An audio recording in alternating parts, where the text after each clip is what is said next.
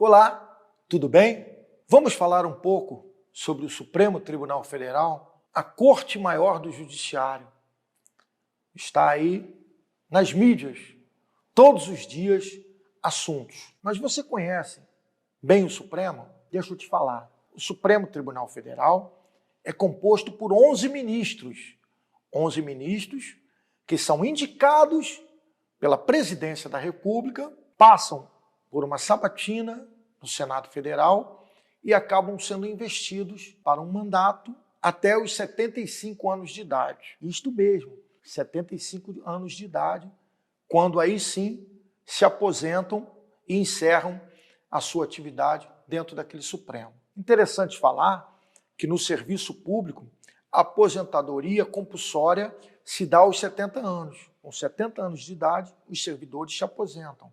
No Supremo, um pouquinho mais além, 5 anos, com os 75 anos, aí sim eles encerram a sua função dentro daquele tribunal, dentro daquela corte. A função do Supremo é tão somente apreciar e julgar todos os processos que saem da segunda instância e após um juízo de admissibilidade por conta de alguns conflitos de jurisprudência ou por conta de algumas possibilidades de descumprimento da Constituição, chegam até aquela Corte Maior para o efetivo julgamento, para a efetiva decisão. Ocorre que, nos últimos dias, temos visto algumas situações um tanto quanto atípicas, fora do contexto normal. Isso mesmo, nós temos visto o Supremo Tribunal Federal extrapolando nas suas competências, chegando inclusive à função de legislador. E o pior, chegando inclusive às condições até de governante no nosso território nacional, o que não se pode admitir naquela corte.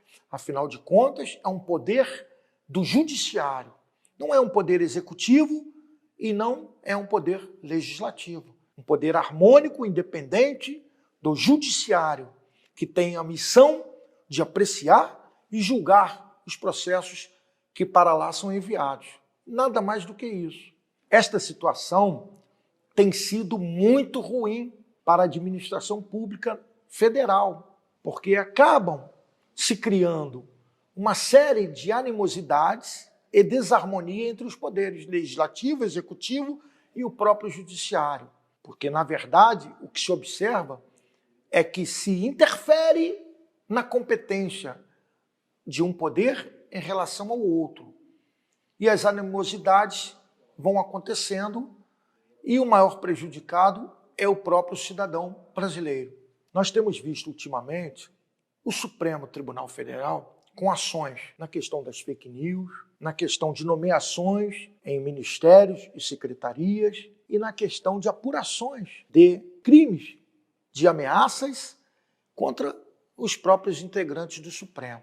Mais uma vez, numa clara e evidenciada ação de extrapolação da sua competência. Afinal de contas, o Supremo traz para si a responsabilidade do inquérito, das diligências de provas, da produção de provas e, efetivamente, do seu julgamento, o que joga por terra o efetivo processo legal e o efetivo Estado democrático de direito. Está na hora de pensarmos com coerência e de pensarmos com mais razão na composição daquela corte. Como te falei, os ministros são indicados pela Presidência da República, pelo chefe do Executivo. E quando se há uma indicação pelo chefe de um poder autônomo, não se pode presumir, com todo respeito, que vai haver independência nas ações daquele que foi nomeado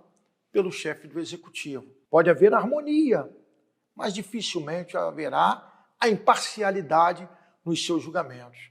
E isto tem sido notoriamente comprovado com os últimos episódios ocorridos no Supremo Tribunal Federal. Na minha opinião, esses critérios de investidura de ministro no Supremo têm que mudar imediatamente. Para ser ministro no Supremo, o candidato deveria ser juiz por um bom tempo, titular na comarca, no fórum, exercendo a titularidade na justiça eleitoral, por exemplo, em algumas áreas do judiciário de primeiro grau. Passar para desembargador, continuar um bom tempo e, por fim, passar acima da segunda instância, quando efetivamente, depois de todo esse tempo de prestação de serviço no judiciário, iria compor uma lista e, pelo colegiado, seria indicado a ser investido no cargo do Supremo. E jamais nomeado pelo Executivo. Porque, como te falei, uma nomeação de um ministro pelo chefe do Executivo pode pressupor harmonia entre os poderes, mas jamais acreditaremos na imparcialidade daquele que foi nomeado e que foi escolhido pela presidência. E nós temos visto isso nos dias de hoje. Qualquer que seja a especulação de um simples procurador-geral da República, já se fala na mídia que poderá ser um novo ministro. Olha a insegurança, olha a falta de credibilidade que se cria com esta situação em que a gente vive hoje no Supremo Federal. Essa é a minha opinião. A carreira, a questão meritória e a comprovação de que aquele investido efetivamente prestou um grande serviço no judiciário. Aí sim, nós teremos de volta a segurança e a confiança naquela que um dia foi a Corte Maior, a Corte Suprema do nosso Poder Judiciário do Brasil. Tomara que isso mude logo. Eu, como advogado, acredito e confio que haveremos de ter um novo Supremo Tribunal Federal nestas condições. Eu sou o Siminelli.